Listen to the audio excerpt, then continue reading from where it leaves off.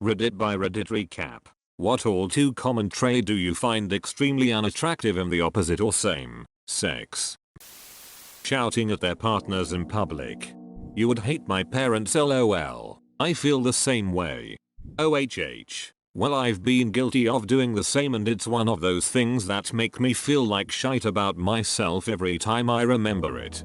It's okay to make mistakes so long as you learn from them. Remembering embarrassing things is painful, but it's part of learning the lesson. Playing hard to get. If you like me, just fucking tell me. Stop beating around the bush. Or when you ask them out, they say no, and a couple of months later they tell you they're interested in you but they just wanted you to insist more. Once someone tells me no, I'm done. I'm not gonna start harassing you.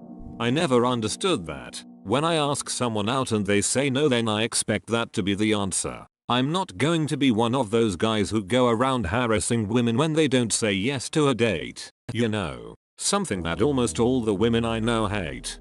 It's quite simply a form of narcissism. People who do this like the feeling of being sought after and go to these lengths to get people to chase them. And bragging about being violent. Bar fights ain't sexy, honey. These people are baffling. Doesn't make other guys like them either. If you're in a fight every time you go out, I'm pretty sure you're not, and I don't want to be wherever they are. I agree. As a guy, I actively avoid guys like that. Exactly. Like, you really think we wanna date someone with a temper like that? What if we make you mad one day? You gonna hit us too? Think. Guys. Think. Hard to get turns to hard to want real fast. As a woman, I've had a lot of people tell me I'm too easy. Countless men and women say I come on too strong, aka respond to texts in a decent time. Have sex quickly if I'm feeling it. etc. The irony is, I just weed out the people who are playing games really quickly because I don't play games. If they wanna chase, they can go find a girl who wants to be chased. I don't have time to waste manipulating my way into an unhealthy relationship.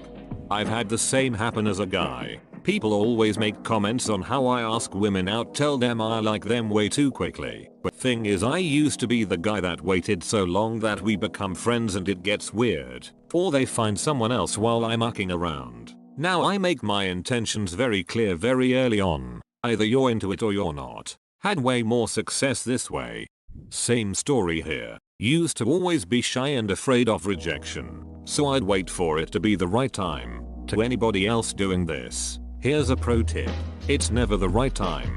Just fucking do it. You'll feel better in the long run. Now the moment I acknowledge that I have any sort of feelings, I let it sit for maybe a week or two max, to make sure it's real feelings, and then make a move, which is usually along the lines of, hey, want to have dinner sometime? Or for more distant relationships, I hope this doesn't come off as creepy, but I kinda have a thing for you. You either get turned down right away and move on, or you get the green flag and go from there. My approach will usually turn off women who want a more aggressive or manly partner, and will succeed with those who find it cute and enjoy a guy that can be that way, effectively weeding out the people who aren't my type. So it works out pretty well. Littering. You'd be surprised how many people don't give a fuck and throw shit out their car window. It's disgusting. Edit. I'm glad so many people feel strongly about littering too. If you don't put trash in your pocket until you find a bin, you're the worst. I carry it uncomfortably as I don't want my pocket dirty. When I was in basic, I went to grab food with a roommate. On our way back, he threw some garbage out the window, so I told him that if he does that again, I'll drive back and make him pick it up, or he can walk the rest of the way back. Needless to say, I was considered to be that guy when it came to littering. Crazy how littering is so normal for some people that when you confront them about it, you're considered to be a weirdo. Narcissistic. That goes to both genders. Overconfidence is really nasty, because it usually means that they think everyone, including you, is beneath them and treat you accordingly. I have enough enemies who try to put me down to lift themselves up in my life to not date one of them. Edit. Seeing as many people didn't like the word enemies, I'm here to explain. By enemies I meant us in general. Definitely a fine line between good self-confidence and destructive overconfidence. People who do things for clout and don't actually care for being genuine until they need something from you. Person gives homeless man X amount of money and he cries type of videos. Don't show me that shit.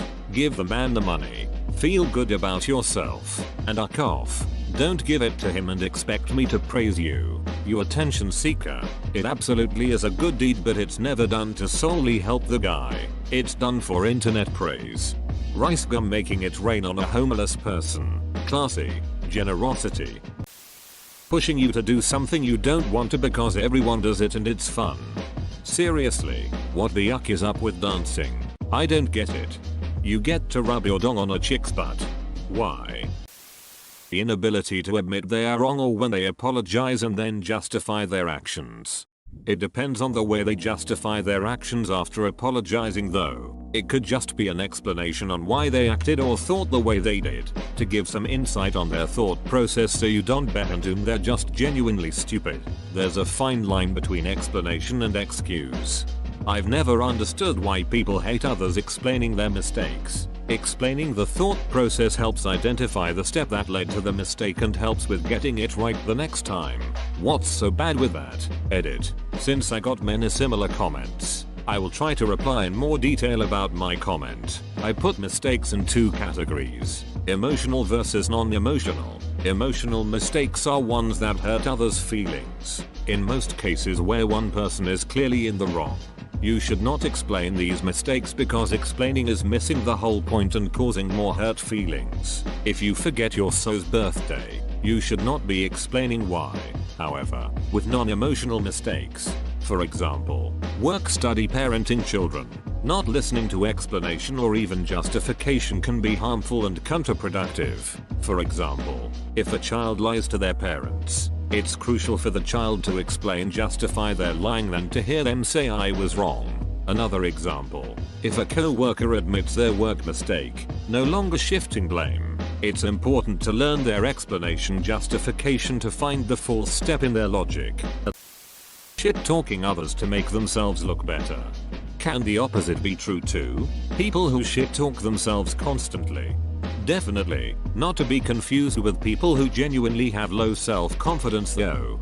A person can both have low self-confidence and openly shit talk themselves, and it can be unattractive, unfortunately. Everyone says they want their partner to be super career ambitious. Screw that. I say put in your 40 hours then chill. I want someone who knows how to relax. My partner told me I'm the first partner who won't let him work himself to death. I don't understand that attitude. Don't you like spending time together? Now I'm wondering if I should tell my partner to work less. I just support whatever he's doing and enjoy him when I see him. Woman shrugging. Anyone who takes any advice, disagreement, constructive criticism as a personal attack. Alternatively, people who try to justify personal attacks as constructive criticism. I'm just being honest. I'm sorry you take everything so personally. I'm apologizing. I'm sorry you can't take a joke. Oversharing on the internet. When I was 7 I pooped in a cereal box and put it back in the pantry. Mikey likes it. Okay, but I love it because how embarrassing people can be. This woman keeps breaking up with her boyfriend and found out she was pregnant when they were broken up, and gets mad at people who are all for their on again off again relationship. Even my BF loves the updates she so freely gives up. I only know all this because she posts it. Acting stupid for attention. Or self-deprecation for attention, like Buddy. Well, there goes 99% of Reddit. Self-deprecation is like humor writing. It's possible to pull it off in a way that's genuinely funny, but very difficult to do. Most attempts at both fall flat and just become cringy. Messiness and having poor hygiene. I was recently told by a friend that his mom thinks of me as a clean person, and this isn't uncommon, either. People always tell me how I don't stink like all the other guys. My secret? I just shower daily, not to sound superior, because believe me, I'm not. But it's so easy to be clean, and people do notice. Edit. If you have a financial, skin, or mental health issue, 3 things that I never thought I'd end up grouping together, then of course that should be taken into consideration. Shower every day really isn't something people should have to be told, like it's pretty much the bare acceptable minimum, and like you said, it's so easy. I don't know why some people just don't. A little effort for hygiene goes a long way. Edit. I don't mean people who grew up poor, or in abusive homes, or who have a skin condition or depression. I'm talking about the average Joe who thinks it's okay to clean themselves once a week because they have the mentality of I can't smell myself, so I guess it's fine. And there's plenty of them out there. Depression or being raised by equally grimy parents. I've seen both in sweaty action. I don't like when they guilt trip me. Oh yeah, wow, you would say that. My cousin lives in Africa and you want to complain about dinner? Wow, okay Satan. My ex almost joined the army a few years before we met, but didn't because he said the training sounded like super hard, and you went and watched a war movie with your housemates? You're so fucking insensitive. Brandon. Chewing with your mouth open. Ugh dude, it drives me crazy. Or just in general making that awful smacking sound when you eat. I would rather die alone than have to listen to that at every meal. Being oblivious to different economic circumstances. Good on you for having the patience and understanding to explain. And good on him for actually listening and trying to understand. Some good people all up in here. Yes, or poking fun at it. I hated dating while poor. Feeling the need to post on social media constantly and pretending that they don't care about it but obviously care a lot. I've been turned down for dates because I don't have any real social media accounts. No FB, Instagram, Snapchat etc. It was baffling. Some people use social media as a background check, so I wouldn't take it personally. Exactly. I had a friend ask what he could do to help with dating after a 5-year relationship. I told him to post on social media so people can have a sense of who he is. It makes people feel safer. You can't catch every person you shouldn't go around, but you can avoid those incapable of faking not having red flags. Best comment of the day. When I was in middle school, my parents got me a new phone.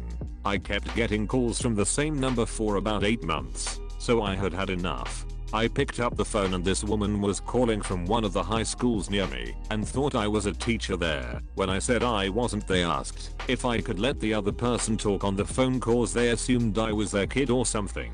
I had to tell them that I didn't know them, yet they still had the nerve to ask if I could provide this stranger's phone number to them, and they stated that I had to have had it cause this was the number their boss gave them. I had